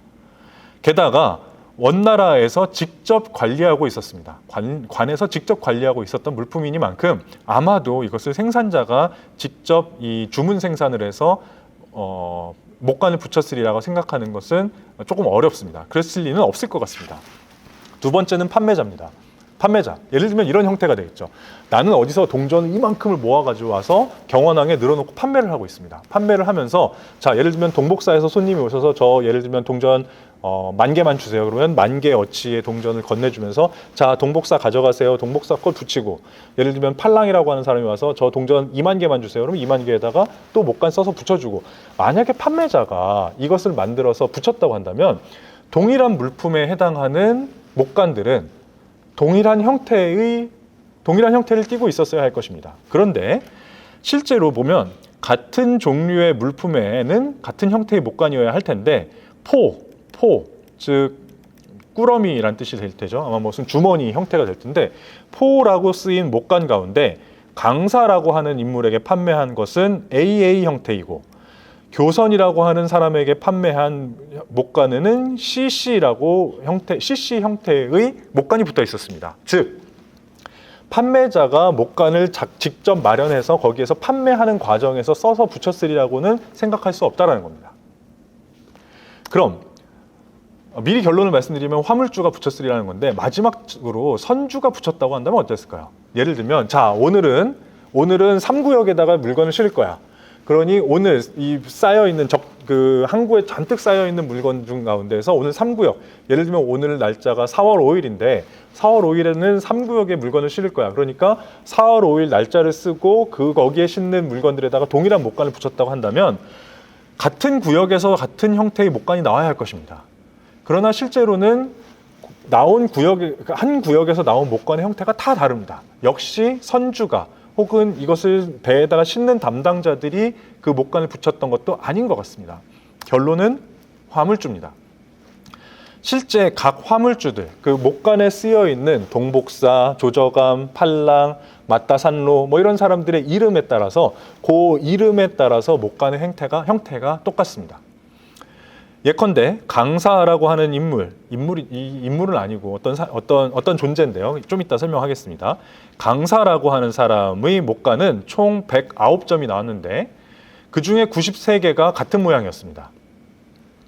동복사로 향하는 목간은 41개가 출수되었는데 그 중에 38개가 동일한 형태입니다. 하찌로라고 하는 사람에게 이름이 쓰여있는 목간 18개 가운데 1개를 제외한 나머지 17개가 같은 형태입니다. 그리고 요 3개의 목간은 서로 형태가 조금씩 다릅니다. 하찌로라는 사람이 마련한 목간은 위에 홈을 파기보다는 구멍을 내는데 아마도 송곳을 활용했겠죠. 그걸 썼고, 강사나 동복사가 활용한 목간은 밑에 모양이 다르다는 점에서 앞에 이 2개는 분명히 구분됩니다. 크기도 다릅니다. 게다가 화물주의 이름이 쓰여 있는 목간에는 그 목간의 화물주 이름 밑에 어떤 사인이 보입니다.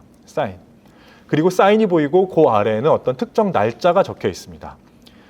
즉 이것은 무엇을 의미하느냐면 화물주가 판매자로부터 물건을 산 다음에 이건 내 거라고 해서 붙였다기보다는 사서 어딘가에 보관을 하고 있다가 마지막 순간에 배에 싣는 과정에서 배의 담당자하고 인수인계증을 주고받은 다음에 자, 이건 내 거야, 내가 몇 월 며칠 날 실었어 라고 인계를 하면서 거기에다가 써서 붙이고 거기다 사인까지 했다는 것이죠. 그리고 아마도 이 선박 담당자는 그 하나의 표를 가지고 있었겠죠. 그 치부책을 가지고 교토나 혹은 하카타에 내린 다음에 그걸 열어보고 좋았어, 동복사 5월 11일에 실은 꾸러미 15개 가져가세요. 그러면 자기 이름표 붙은 15개를 가져가는 이런 형태였을 것이라는 걸 추정할 수가 있습니다. 자, 이를 통해서 신안선의 교역 행태를 한번 복원해 보겠습니다. 먼저 동전이나 이 도자기와 같은 물건들을 각지의 생산자들이 주문 생산 형태가 아니라 언젠간 팔리겠지 하는 마음을 가지고서 제작을 했을 겁니다. 그리고 이 생산자가 직접 했든 혹은 중간에 도매상이 끼었든 대리인이 끼었든 이들이 이것을 경원항까지 가지고 옵니다. 그리고 아마 1323년 음력으로 4월에서 6월 사이에 경원항에서 거대한 시장이 열렸겠죠. 거기에는 그 시장에는 일본에서 돈을 가지고 온 사람들, 일본인 화물주들이 돈을 가지고 와서 이 생산자 혹은 그의 판매 대리인들로부터 물건을 구입합니다. 구입하고 마지막으로 그것을 4월에서 6월에 걸쳐서 신안선에다가 그 물건을 실으면서 싣는 과정에서 자, 이건 내 물건이라고 해서 이름표를 붙여서 싣고서 돌아갔다는 것을 그런 모습일 것으로 추정할 수 있습니다. 자, 이게 무엇을 의미하느냐면요. 당연한 거 아니야 라고 물으실 수도 있겠지만 이런 겁니다. 우리가 일반적으로 대외교역, 중국과 일본 사이의 대외교역이라고 했을 때 거기에 개입하고 있는 에이전트들, 그 대리인들 혹은 행위자들을 누구누구를 상정할 수 있을까요? 예컨대 이런 목간이 없었다고 한다면, 예컨대 중국에서 일본으로 가는 배였다까지만 안다고 한다면 아마도 중국의 상인이 이 모든 물자를 다 사서, 다 자기 자본으로 다 사서 일본에 가서 일본에서 하카타나 교토에다가 시장을 열고 거기에서 직접 현장에서 판매한 다음에 거기에서 얻은 물건을 가지고 돌아왔겠거나, 혹은 일본의 대자본가가 일본에서 이게 중국에 팔릴 만한 물건을 사들고 와서 여기서 판매하고 거기에서 얻은 돈, 뭐 예를 들면 자본금 1억 원, 10억 원, 이거 제 규모가 너무 작은가요? 1000억 원, 뭐 이걸 가지고 경원의 현장에서 이것저것을 사들인 다음에 돌아와서 일본에서 다시 판매한다. 이런 형태가 아니라 이미 생산자는 여기에서 언젠가 누구에겐가 팔리겠거니라고 만들어가지고 오되 일본에서는 이미 자신의 수요를 예측한 다음에 그 정도 가지고 와서 사야겠다 하는 정도의 자본금만 가지고 와서 교역해서 가지고 가는 형태였으리라는 겁니다. 훨씬 더 말하자면 치밀하다 할까요? 조직화되었다 할까요? 나쁘게 말하면 한정된 정도의 교역이 이루어지고 있었다라는 것을 알 수가 있습니다. 여기에 빠질 수 없는 사람이 지금까지 설명을 미뤄왔던 강사라고 하는 인물입니다. 강사. 목간의 강사라는 이름으로 등장하는 이 사람은 한국의 기록에서는 강수, 이 머리 숫자를 써서 강수라고도 많이 등장합니다. 강수 혹은 강사는 아마도 이 배의 소유주이거나 혹은 이 배를 직접 운항하는 선장이었거나 혹은 이 배와 같은 배를 여러 척 거느린 어떤 해운업자의 이름인 것 같습니다. 강사라고 하는 사람인데요. 이 강사는 그러면 어떤 일을 맡았을까요? 일단 여기부터 보겠습니다. 중국인 선장, 아마 중국인이었겠죠. 이 신안선이라는 배는 천주에서 만들어졌다고 합니다. 중국인 선주였던 강사는 도대체 뭘로 이익을 남겨먹었을까? 아마도 일본인 화물주로부터 운송료 형태로 어느 정도의 수수료를 받았겠죠. 그리고 전체 나온 목간 가운데 약 30% 정도가 강사의 소유였던 것으로 나옵니다. 그 소유주의 이름은 강사라고 나오고 뒤에 공사할 때, 공적 사적할 때의 사라는 이름이 붙어 있습니다. 이게 사가 강사의 이름일 거라고 생각되지는 않습니다. 사자 성을 쓰는 사람은 없으니까요. 강사사, 아마도 강사가 사적으로 실어 나르는 물품이었다는 뜻이 아닐까 생각이 드는데요. 이 강사라고 하는 사람은 자기 소유의 물건을 전체 배 가운데 30%는 자기 물건을 실었다라는 겁니다. 특히 이 주머니 형태로 만들어져 있었던 포장되었을 어떤 물품이 총 52점의 목간이 발견됐는데 그중 49점은 강사의 몫이었습니다. 강사사의 물건은 6월 3일에 작성된 것이 가장 많고요. 600개의 동전을 넣은 자루 73개가 있었던 것 같습니다. 즉 약 42,000개 정도, 43,800개 정도의 동전은 강사가 직접 소유했던 것 같습니다. 흥미로운 건 이 강사사 목간이 출토된 위치입니다. 강사사는 5월 11일에 동전을 잔뜩 구매해서 그것을 3구역에다가 대부분 실었던 것 같고요. 그리고 배가 출항하기 직전인 6월 3일에 제2구역 배의 가장 뒷부분에 38꾸러미를 실었던 것 같습니다. 자, 이거 뭘 의미할까요? 아마도 중국인 교역상들은 주로 물건이 있으면 주로 일본에서 온 구매자들에게 판매하고 싶었을 겁니다. 그래야 아마 값도 더 높게 받았을 것이고 판매도 원활했을 테니까요. 그들에게 물건을 최대한 팔거나 혹은 그들의 화물을 배에다가 싣고 싶었을 것이고, 그래서 교역이 시작된 직후에는 배의 앞부분부터 일본인들의 물건들을 실었을 겁니다. 그런데 문제가 생겼습니다. 배수량이 260톤인데 실제로는 한 150톤 정도, 160톤 정도밖에 물건이 차지 않은 겁니다. 그럼 나머지 배를 빈 배로 갑니까? 바보가 아닌 이상 그렇게 할 리가 없겠죠. 그러면 그 물건은 여기에 물건을 더 실어야 되니까 강사가 떨이 형태로 판매자들로부터 비교적 싼 값에 사들여서 마지막 순간에 빈 부분을 채울 만큼을 왕창 채워가지고 가서 그것은 현지에 가서 일본에서 팔고 그걸로 그 운항 비용을 충당하거나 혹은 그걸 통해서 이윤을 남기는 형태가 아니었을까라는 겁니다.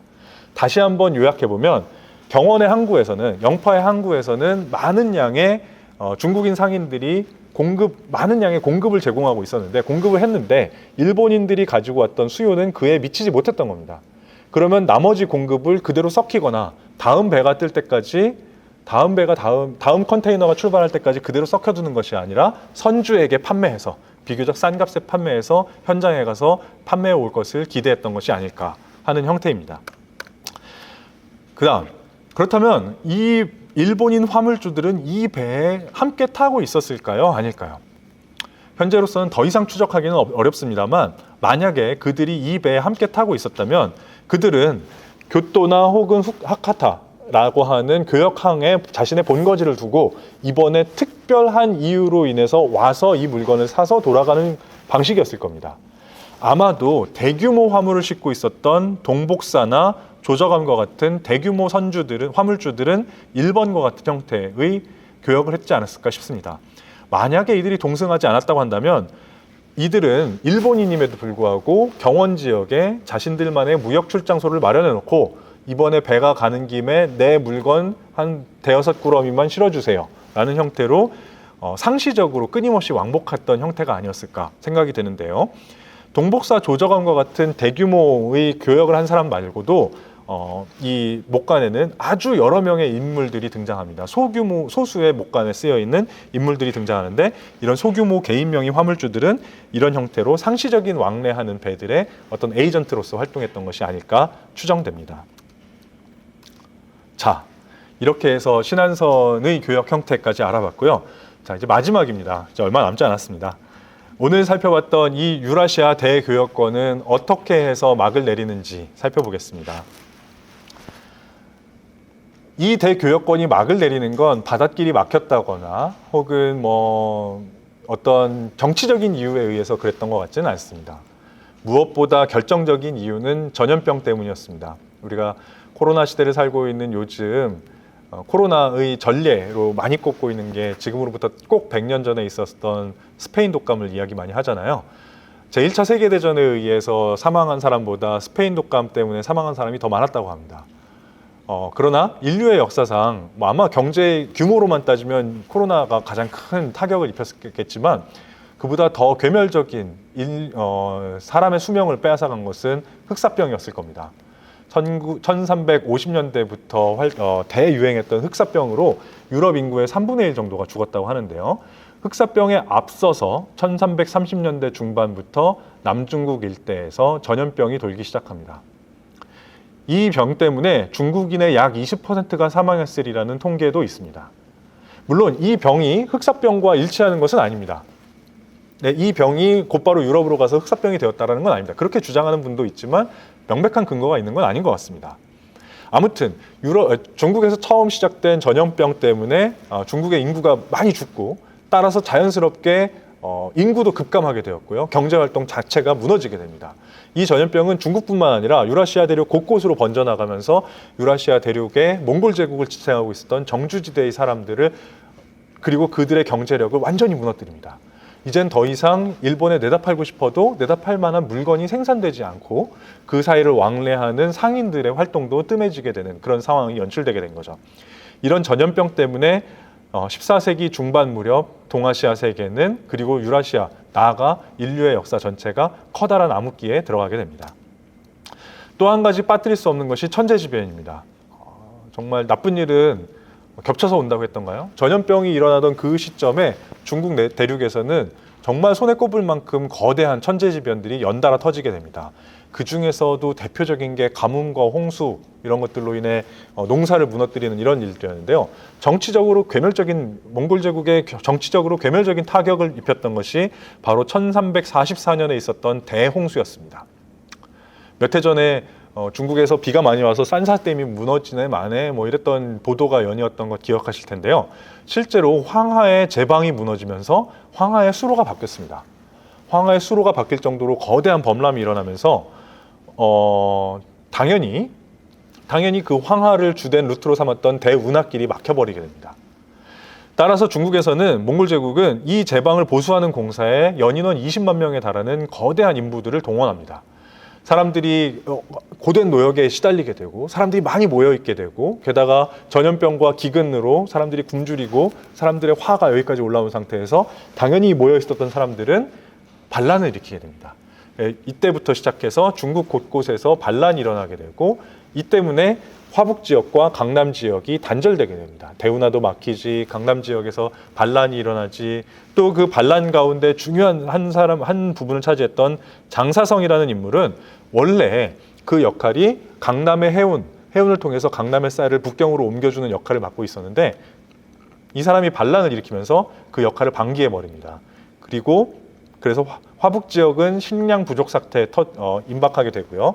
전염병이나 기근, 반란 등을 피해서 사람들은 쌀이 있을 법한 곳으로 모여들다 보니까 수도권 중심으로 인구는 증가했는데 돈은 있어도 이들이 식량을 구매하지 못하면서 이들의 정치적인 불만이 머리 꼭대기까지 차오르게 되고 그것이 결과적으로는 몽골 제국을 무너뜨리는 결정적인 방아쇠 역할을 하게 됩니다. 그리고 마찬가지의 상황은 한반도에서도 일어났습니다. 그것이 고려 말의 혼란 상황이고요. 더 심각하게 적용되었던 것은 일본입니다. 일본에서는 드디어 왜구가 등장하기 시작합니다. 신안선이 배를 타고 그 신안선과 같은 배들이 동중국해 그리고 중국과 일본 사이를 오가던 시점에 그 배들은 반드시 몽골 제국 중앙정부 혹은 당시 일본의 가마쿠라 막부의 공인을 받았어야 했습니다. 공인을 당연히 무료로 해주진 않죠. 관세를 떼고 거기서 나오는 각종 부산물들을 정부 기구들이 나눠 먹으면서 그 배들만 소통이 허락되었던 정도였습니다.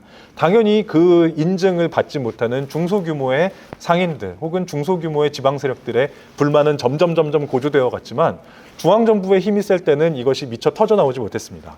그러나 1350년대 이후가 되면 본격적으로 중앙정부의 힘이 빠지고 특히 일본에서는 1399년에 이른바 남북조 시대가 시작되면서 중앙정부의 통제력이 약화되고 따라서 규슈를 중심으로 활동하던 해상 세력들이 이제는 더 이상 평화로운 교역자, 배에 싣고 가던 물건이 중국에서 내다 팔 만한 물건에서 나아가 거기에 반드시 칼과 창, 활 등을 싣고 다니면서 거래가 마음대로 이루어지지 않을 때에는 품속에 끌었던 칼을 꺼내서 약탈, 방화, 살인을 저지르는 무시무시한 왜구로 변화하게 됩니다. 아래 여기 보고 계시는 그림은 왜구의 모습을 그려놓은 명나라 때의 그림이라고 하는데요. 네, 대단히 야만적인 모습으로 그려지고 있고 당시 중국인들 그리고 그 당시 고려 후기에 고려를 지독하게 괴롭혔던 왜구들이 1350년대 이후에 본격적으로 등장하게 되면서 동아시아 각국, 원나라, 고려, 그리고 일본까지를 파멸의 길로 이끌게 됩니다. 이렇게 해서 쿠빌라이 시대에 드디어 마련되었던 동아시아의 대교역권은 불과 한 세기를 버텨내지 못하고 조금 이르게 막을 내리게 되고 그것이 재건되는 것은 이로부터 반세기 정도 지난 후인 처음에 보여드렸던 120m 규모의 거대한 정화의 대함대가 등장하기까지 앞으로 반세기 정도의 시간을 더 기다려야 했습니다. 자, 오늘 제가 드릴 말씀은 여기까지입니다. 그동안 들어주셔서 감사합니다.